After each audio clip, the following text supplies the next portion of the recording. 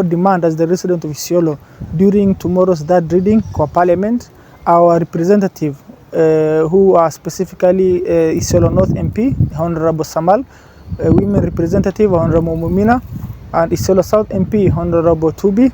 Tomorrow tunaomba kama resident ya Isiolo wajitokeze, and during the third reading they cast their vote again and reject, totally reject. We don't want amended finance bill 2024.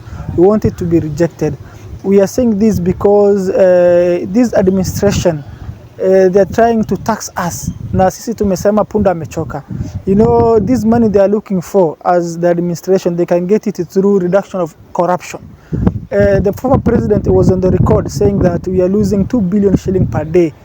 If you look it in a year basis, that's 720 billion. And in this finance bill, the government is looking for a mere 100 billion or 200 billion. You see, now if they reduce the corruption from 700 billion to let's say 500 billion, that money they are looking for through the finance bill itapatikana hapo. We are also demanding His Excellency William Ruto, he should cut his expenses according to the control of budget. During July 2021 and July and August 2022, former President Uhuru Kenyatta used 500 million kufanya air travel, kufanya foreign travel and domestic travel and motor vehicle expenses. If you look again at His Excellency President William Ruto, he has used 2.4 billion. Now you're telling us that there is no money. You're telling us that you want to tax the farmers, you want to tax everyone, you want to tax even the youth through digital tax, and at the same time you're using almost 10 times more expenses than the former President Uhuru Kenyatta during the same period. Now this is why we are angry as youth. We demand changes, we demand accountability, we demand reduction of corruption, we demand wastefulness of this government. Unaona serikali inakwambia ina pesa, but wakati ya fundraising, wakati ya mchango, you see a MP carrying 20 million. Imagine an MP earning 600,000, 700,000, anabeba 20 million kwa magunia. And this is the same person who is telling you there is no money to hire youth, there is no money for education, there is no money for healthcare, there is no money for even school feeding program. Wamekata school feeding program for 4.8 billion to 2.2 billion. You know, they're reducing the expenses for key sector areas like health for our children, you know, but kwao in the expenses, they're increasing it. They're making it even more 10 times. That's why we are angry as youth of this Kenya. That's why we are angry as youth of this country of Isiolo. So we want our teachers to be employed under PNP.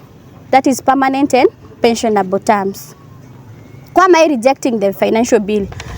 I want to speak on behalf of the Kenyan teachers. One, we have this percentage that is 3% of house levy, which I feel is illegal. Actually, it's not supposed to be deducted in the teacher's payslip. Because already we have our rural homes. We're already paying huge bank loans that we've taken to build our homes. So how will I get even this? How will I get even this affordable home?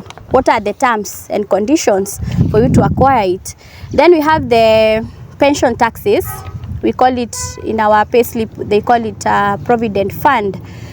We're supposed to be contributing 7.5%, whereby it is going in stages.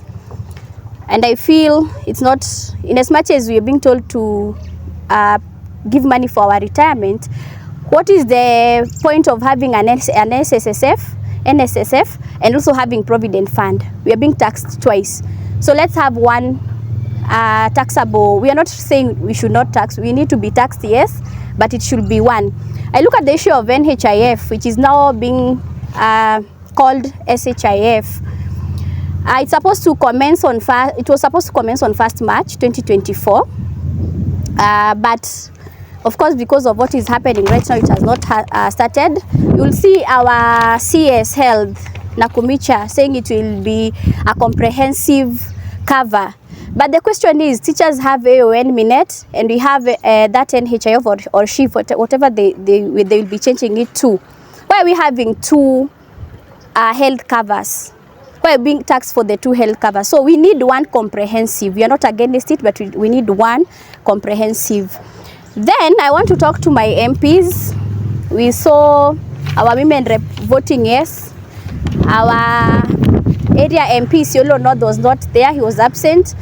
Our Isiolo South MP, we were told he was ailing.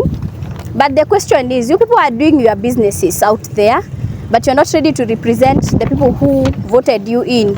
You're getting your salaries through us. The tax that you are paying right now is what is putting you to have a salary. So why are you not representing us the way we are? Actually, if you look at Isiolo, we are so behind. We are talking about good roads. We're talking about good schools. Right now, people are talking about reject finance bill, as we are still talking about lights in our rural area. So what is happening to a member of parliament? So I'm trying to talk to Mr. Samal. Kindly be with us, be in solidarity with us. In as much as you are promised by the government that NGCDF will be increased, kindly be with your people, because already you know what we are going through as the citizens of Isiolo. There is something we call capitation in schools. Right now, the government has not even given what is supposed to be given. We are in the 7th week of the academic calendar, and we are saying, why are they delaying these funds? How do you expect the schools to be run? How do you expect tenders that the principals have taken to be paid? So we need the capitation to be in schools, so as schools can continue being working effectively. There's education health. It was scrapped off by the Ruto government. So we expect our students to go where Uhuru had the money. Where have you diverted the money to? Because there was money that was kept for the same. Where are you taking the money? So we are saying no to house levy. We are saying no to contract employment. We want our teachers to be under PNP. We want the capitation released. And we want to see the CDF working for us. Under the new system, the curriculum, you find that we don't have enough resources for the new curriculum, the one that you have designed. So our member of parliament, in as much as we saw you people saying you are voting yes because there will be an increment in the CDF, what is the CDF doing in Isiolo? You've opened just 2 schools somewhere, a library, 1 class. So the other amount, where is it going to? When the cost of capital goods are increased, the following will be observed. Number 1, a business with higher cost of capital will have low profit.